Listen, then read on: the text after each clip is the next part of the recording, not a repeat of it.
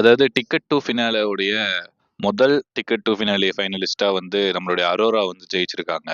உண்மையிலே அரோராவுடைய பெர்ஃபார்மன்ஸ் வந்து உண்மையிலே ஒரு ஹேட்ஸ் ஆஃப் சொல்ற மாரி தான் இருந்துச்சு. இனிஷியல் டைம்ல அரோரா மீது, அதாவது பிக் பாஸ்க்குள்ள வரும்போது பல கிரிட்டிசிசம் அவங்க மீது, பல நெகட்டிவிட்டி வந்து ஹேட் வந்து ஸ்ப்ரெட் ஆகி கிடந்துச்சு. உள்ளுக்குள்ள வந்ததுக்கு அப்புறமும் கூட அரோரா வந்து துஷார் விஷயத்துல பண்ணதாகட்டும், இல்ல வந்து கமருதீன் கிட்ட அந்த ட்ரையாங்கிள் லவ் ஸ்டோரின்னு சொல்லி அரோராவை வந்து சில பீடைகளுடைய பிஆர் டீம் வந்து ரொம்ப நெகட்டிவா போர்ட்ரேட் பண்ணாங்க. அது எல்லாருக்கும் தெரிஞ்ச உண்மைதான். ஆனா சடனா அந்த முதல்வன் சாங் இருக்கு பாத்தீங்களா, அது ஒரு டாஸ்க்ல ஜெயிச்சுட்டு அங்க டான்ஸ் ஆட தொடங்கணும் தான். அதுக்கப்புறம் சின்ராச கையிலேயே பிடிக்காத மாதிரி என்டர்டைன்மெண்ட்டுக்கு என்டர்டைன்மெண்டாவும் இருக்காங்க. Such a cool sportive funny கையா இருக்காங்க. எல்லாத்துக்கும் தாண்டி டாஸ்க்னு வரும்போது பீஸ்டா மாறிடுறாங்க.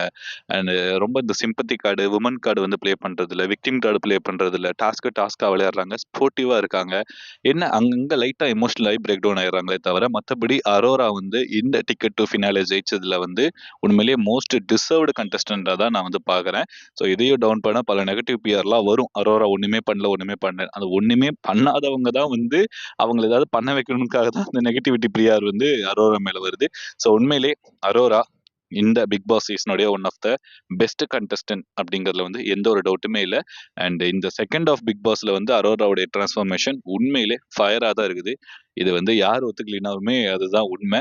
ஸோ அரோரா வந்து ஃபைனலிஸ்டா, அதாவது டாப் 5 போறதுக்கு மோஸ்ட் டிசர்விங்கா இருக்காங்க அப்படிங்கிறதையும் இந்த இடத்துல நான் ஒப்பீனியனா சொல்லிக்கிறேன்.